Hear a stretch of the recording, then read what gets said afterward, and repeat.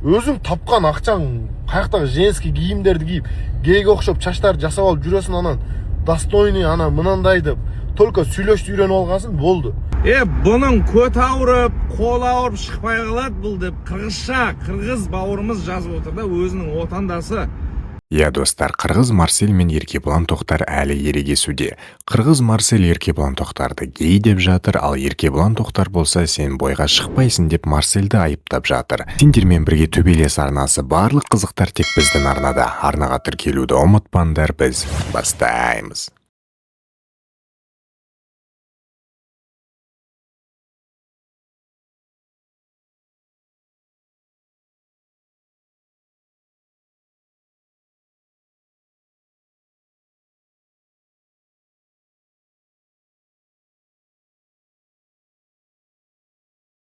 Бұның көт ауырып, қол ауырып шықпай қалады бұл деп қырғызша, қырғыз бауырымыз жазып отыр да, өзінің отандасы.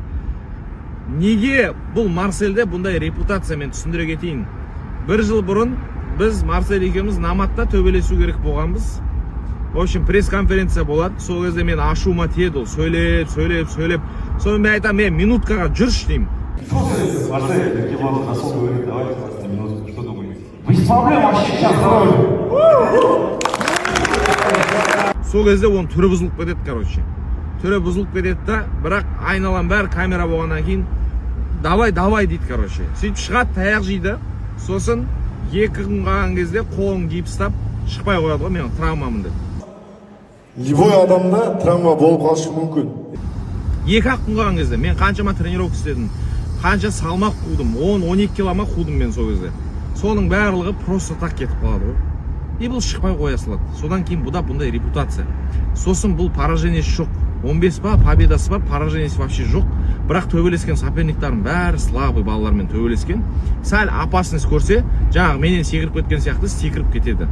Сондықтан бұл балада сондай репутация. Мен хай файтингқа айттым, бұл секрет бұл, железно. Осы мен қойын деп атыр деген кезде, бұл секіріп кетеді деген кезде, жоқ секірмеймін деп атыр деді. Енді хай файтингқа айтарым. Хай файтинг. Бұл баладан 10 мың или 5 мың доллар депозит алып алыңдар. Ертең бой біткеннен кейін қайтарып береміз. Сол өзінің ақшасынан алып. Потому что бұл шықпай қоя салады. Либо 10-15 күн қалған кезде ұстап отырыңдар бір бөлмеде.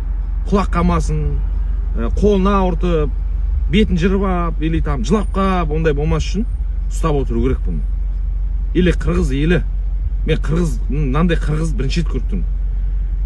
Қырғыздар намысшыл да, айтқан істейді олар. Мен білетін қырғыздардың бәрі сондай, мынау ғана сондай, андай ғой. Секіріп кете салады, істемей қоя салады, бойға шықпай қояды, көп сөйлейді, одан кейін аумин болып кетеді. Мынау ғана, мынаған айтыңдар. Намысың бар шығар, келістің ба, шық деп. Шық деп отырып шыққызу керек мынаны. Шықпай қалса, мына рилс сохранить етіңдер. Бойдан шықпай секіріп кететін болса, енді білмеймін, гражданствосын алып қоясыңдар ма? Бірдеңе істеңдер, бірдеңе қылып наказать ету керек, болмай кетті уже. Бұл әбден бар ғой уже. Анамен хайпывать етті, мынамен хайпывать етті, жоқ болып кете беруді сәнге айналдырды бұл. Сондықтан бұған қарап отыру керек, достар. Ассаламуалейкум, достар. Ана Еркебұлан менен контрактқа қол қойдық. Еркебұлан сүйлөп чыгыптыр. Бұл қолору, бұтору, мен духовисныймын, менің духым мынандай.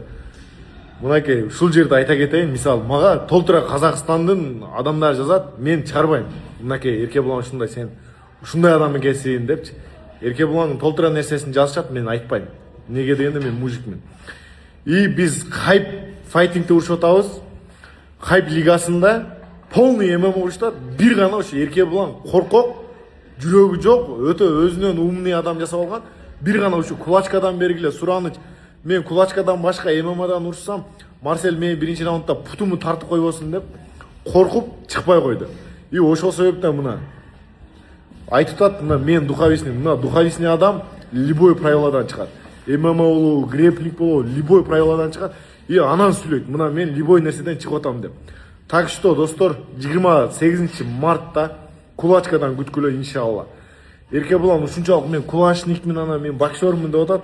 Именно ошо 28 март күнү көрөбүз ким кандай экен.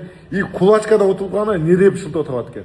И достор, мынакей колум сынып, тырыгы дагы деле бар. Операция болуп ошонун айынан бой отмена болгон, и ошону кечке мактанат. Ушинтип андан мурдагы турнирде Эркебулан Токтар өзү бир жума калганда бойду отмена кылып койгон. Номатта Эркебулан менен урушасын деп мен Раса даярдан отмена кылган. Биз ушундай мужик адамбыз, личный сүйлөбөйбүз. Отмена кылды, значит башка соперник бергиле деп башка соперник менен чыкканбыз. Ошол себептен Кудай кааласа иншалла 28 мартта Кулачкадан күткүлө ошо Эркебуландын правиласы менен Эркебуландын весине барам дагы жесткий бой көрсөтөм иншалла. Силер күтүп колдоп тургула. И Эркебулан айтыпсын, мага кыргыз бауырлар жазып, кыргыздар эч качан антип жазбайт. Кыргыздар эч качан башка жакты колдоп, башкача жазбайт. Сен эч антип ойлобо. Так что өзүң мындай бир фаршивый бир жанагындай адамды жаздырып туруп чыгара бербе. Мага деле лично Казакстандын элдери жазган Эркебулан андай, Эркебулан мындай, мен антип чыгарбайм. Так что иншалла бойду күткүлө 28 март Ереван мощный Кулачкадан бой көрөсүңөр иншалла. В общем, Марсель, мынау сенің соңғы мүмкіндігің ғой.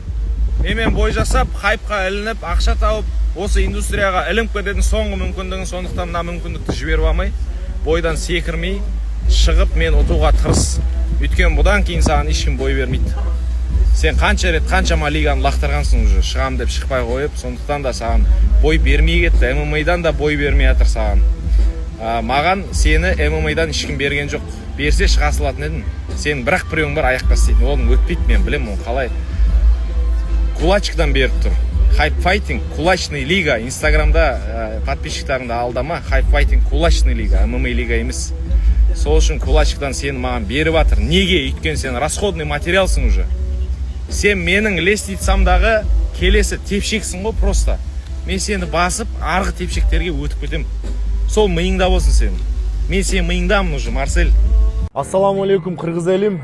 Эркебуландын акыркы киргизген видеосун көрдүм. Өзүнөн башкача бир звезда адам жасап алыптыр. Эркебулан, мен лично сенин полоңа келип атам. Сенин правилаңа келип атам Кулачкага. Сен кім шақырды мен правилама? Мен шақырдым ба? Марсель, ММА-дан емес, Кулачкадан шығайықшы деп. Маған сен вообще керек жоқсың ғой. Мен саған керекпін ғой. Сенде бой жоқ. Бұда бой жоқ та, короче. ММА-дан, грэплингтан бұған бой бермей қойған. Өйткені доверие жоқ та. Бұған бұл секіріп кете салады. Сондықтан хайп шығады да, Эркебуланмен шығасың ба Кулачкадан дейді. Бұл шығам дейді. Шығам дедің ба, бердің ба, ауырды демесейші. Или қазірден атмаскыз деп отырсың ба. Мен грэплермін, анау, грэплингқа кет онда. Грэплер болсаң. И сенин весиңде ушуп атам. Міне достар, тағы оправдание кетіп тұр уже. Заранее. Сенің весіңде дейді, мен весімде емес. Мен 70-ке қуып қоятын, 77-ге төгірсем.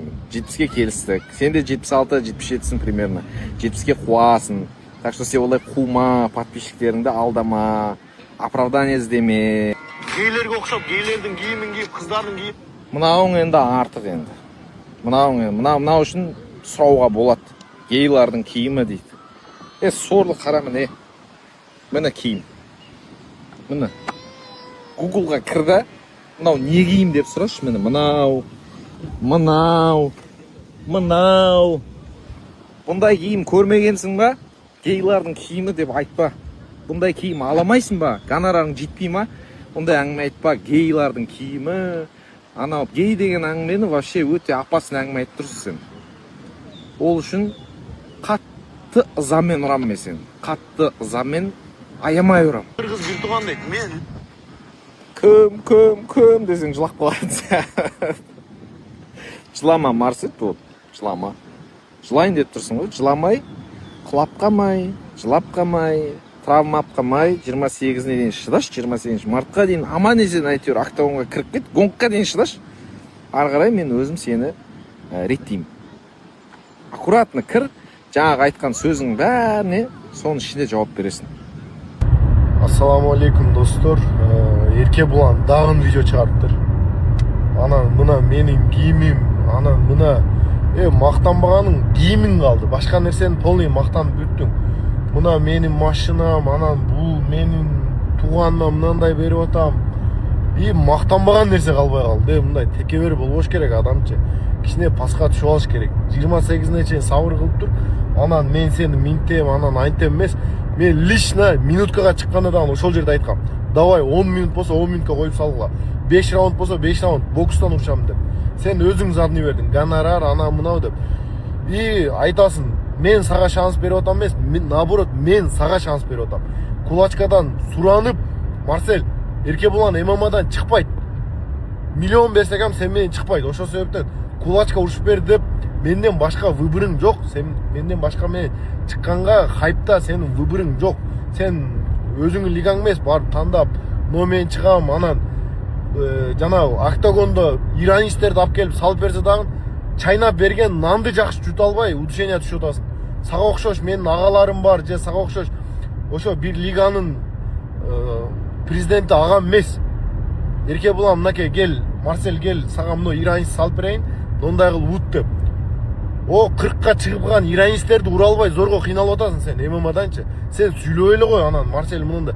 Менден утулган байестер ММАдан. Менмин деген лигалардын чемпион, сени 1 минуттан ашырбайт мындай. Каканес айткандачы. Сен анан менин гонорарым анан экөөбүздө эч разница жок Эркебулан. Анан оозу көптүрүп эле сөздөп сүйлөй бербе. Так что 28-inde бойго кел, и ошондой эле казак бир туугандар лично мен личкама жазса, мен сага окшоп мынакей скриншот кылып чыгарып албайм. Мынакей мени ушинтип жазып атат деп, именно сени жамандап жазып атат. Мына Эркебулан ушундай текебер болуп кеткен, өзүнөн бир башкача бир адам жасап алган. Мындай карапайым болушты үйрөнүш керек да, карапайым болушты үйрөнүш керек. Карапайым элдин мындай жашоосунда үйрөнүш керек. Текеберчилик бул болбойт. Текебер болбош керек. Так что чык. Анан мен духовисныймын, мен мынандаймын деп сүйлөштүн кереги жок. Духуң болсо ММА клеткада чыгып атасың. ММАда соглашение бербей белең. Мына духовисный адам мына сенин правилаңда сени уктатат. Карап тургун 28 келсин. Минутка да айткам. Давай 10 минут болсо 10 минут чыгал дегенде сен өзүң отказ бергенсиң. Так что бойду күтүп тур, ойду келди видеону чыгарып, өзүң тапкан акчаң каяктагы женский кийимдерди кийип, гейге окшоп чачтарды жасап алып жүрөсүң, анан достойный анан мынандай деп только сүйлөштү үйрөнүп алгансың, болду. Сен айтыштын кереги жок. Текеберчиликти кой дагы, тренировканы кыла бер, 28-inde жолугабыз. Эркебулан, мүмкүндүктү сага мен берип атам. Сен хайпка айттың, мен ММАдан чыкпайм, кулачкадан бергиле. Экөөбүздөн башка ал жерде кулачка эч ким урушпайт. Только экөөбүз эле 13 карт болот, ошонун арасында биз экөөбүз эле кулачка урушабыз. Сен ММАдан качканың явно. И аяктан башка прием билбейсиң депсиң. Именно сенин бутуңан тартам. Именно сенин бутуңан тартам. Эгер ММАдан чыкканга духуң жетсе. И мага лигалар, прилагать эткен лигалар очередьте турат. Биздин лигада уруш деп, очередьте, прям очередьте. Центральный Азияда менмин деген лигаларың урушуп бер деп мага личкама жазат прям.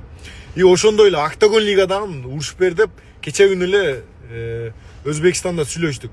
И надо быть сага Октагон лига прилагать этсе сен чыкпайм дегенсиң. Неге дегенде мен Султан менен сүйлөшкөм, Султан лично мага айткан, Эркебулан сен менен ММАдан чыкпайт Марсель деп. Ошол себептен сөздө эле сүйлөй бербей 28-не чейин сабыр кылып тур. Иә достар, кім жеңеді деп ойлайсыңдар? Естеріне сала кетейін, Эркебулан Тоқтар мен қырғыз Марсель осы 28 мартта кездесетін болады. Наурызда Арменияда, Ереванда хайп реалити лигасында кулачка ережесі бойынша. Комментарияға өз ойларыңды жазып кетіңдер. Сендермен болған төбелес арнасы, барлық қызықтар тек біздің арнада. Арнаға тіркелуді ұмытпаңдар. Қошаман, сау болыңдар.